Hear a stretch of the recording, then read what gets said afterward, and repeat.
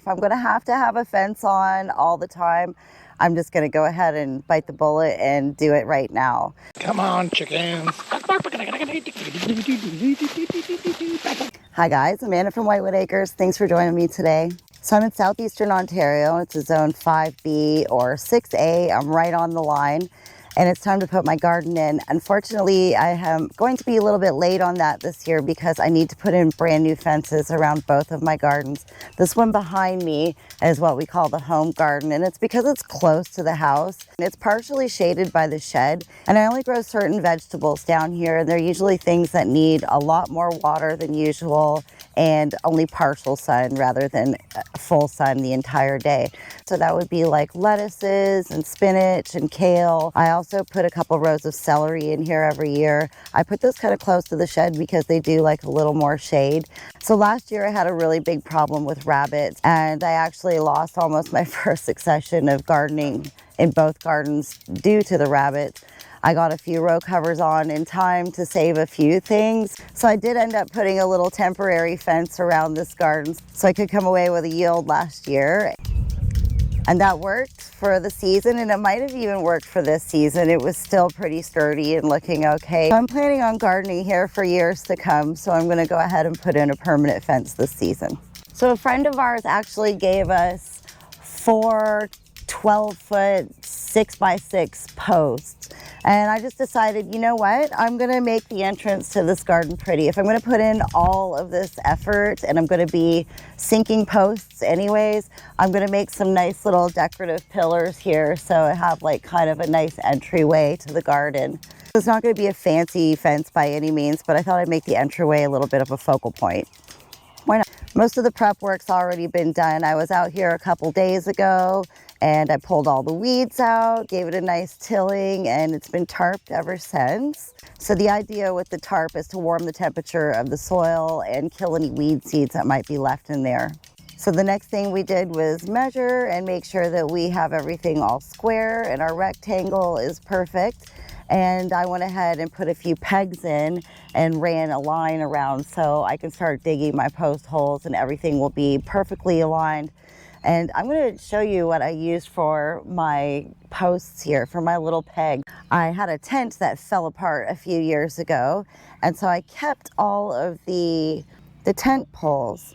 So these were all strung together with elastic, and I just cut the elastic out, and I've got like a couple dozen of these poles, and they're fiberglass so they don't rot or crack or break, and I've been using them for years. I use them as garden stakes all of the time, and I use them for this particularly, for just about everything that I'm building or working on, so I can have a nice crisp straight lines to follow. If you have an old tent that you're getting rid of or one that's fallen apart, I recommend that you keep the poles and keep them for your garden because I have used them for so many things, and they link together too, so you can make them taller if you want to. Like, I can't tell you how many things I've used these for. They're my favorite.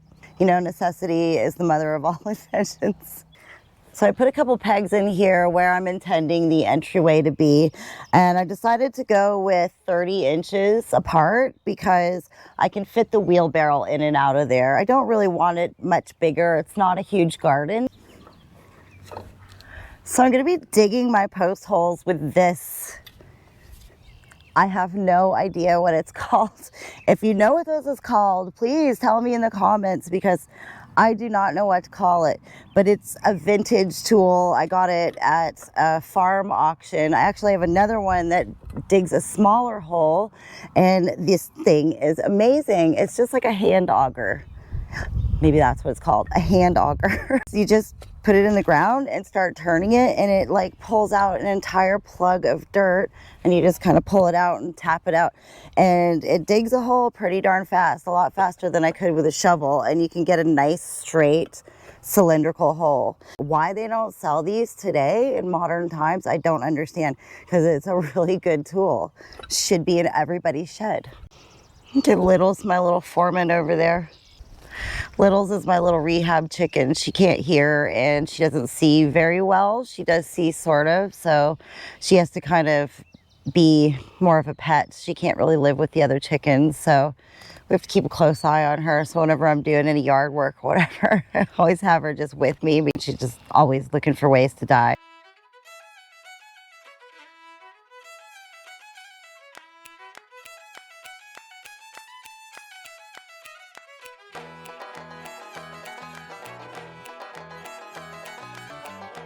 These are the 6x6 posts that I'll be using for my entryway pillars.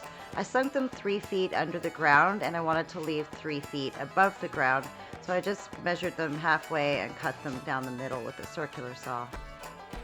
So Rick and I sank the posts the next day, which was not easy. I was glad to have his help. Under the layer of topsoil was a very thick layer of clay, and it had been raining here so much that it was really saturated with water, and it was so difficult to deal with. But once those were set in, we decided to call it a day.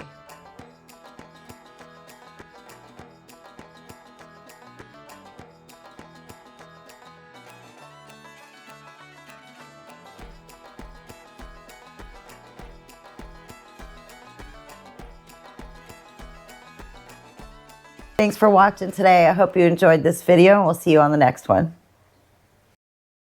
Thank you for watching.